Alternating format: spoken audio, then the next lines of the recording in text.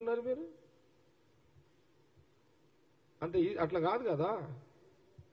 కల్తీ సిమెంట్లతో బ్రిడ్జిలు కట్టి మీరు అదంటే పడిపోతుంది కల్తీ సిమెంట్లతో కట్టిరు కాబట్టి ఇది కల్తీ కాదు ఇది ప్యూర్ 135 ఇయర్స్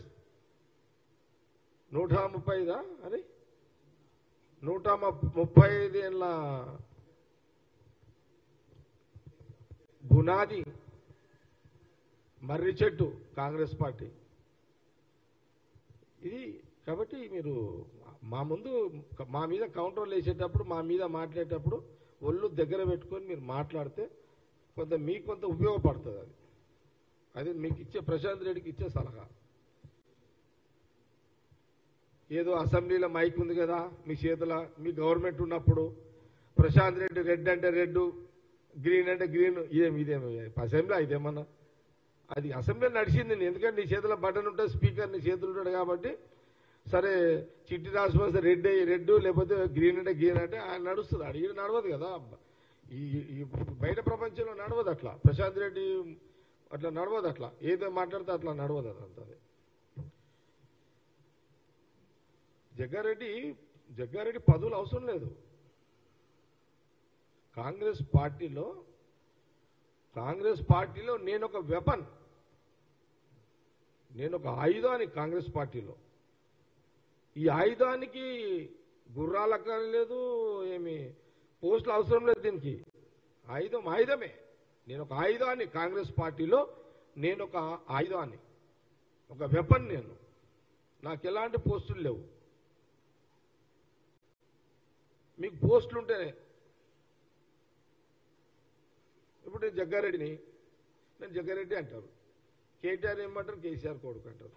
హరీష్ రావుని ఏమంటారు మేనల్లుడు అంటారు కవితని కేసీఆర్ బిడ్డ అది కరెక్టే వాళ్ళ బిడ్డలే కొడుకులే కానీ రాజకీయాలలో మీకు బ్యాక్గ్రౌండ్ చెప్పుకుంటే కానీ మీరు లీడర్ కాలేకపోయారు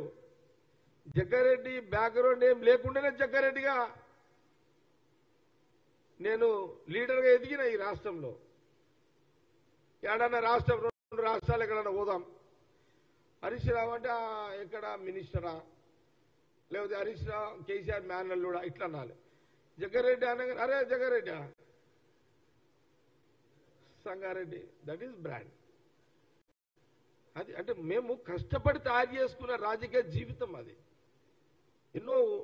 ఒడుకుదొడుకులతో కష్టాలతో కూడుకున్న రాజకీయంగా ఎదిగిన వాళ్ళం నేను కాబట్టి మాకు పోస్టులు పెద్ద ఉంటే ఒక తీరు లేకపోతే ఒక తీరు కాదు జనంలో మేము సర్వీస్ పరంగా మేము జగ్గారెడ్డి అనేది మేము మా కష్టంతో తెచ్చుకున్న ఈ యొక్క ఒక వ్యవస్థలో మేము పాపులర్ అయినాం మేము కాబట్టి ఇది కూడా ప్రశాంత్ రెడ్డి గమనించుకోవాలి అచ్చా ఇచ్చిన హామీలు మేము అమలు చేయకపోతే అంతర్యుద్ధం అంట అంతర్యుద్ధం అంటే ఏంటిది అంటే మా మీద యుద్ధమా మీ లోపల యుద్ధమా అరే ఏంది అంతర్యుద్ధం అంటే ఎవరి లోపల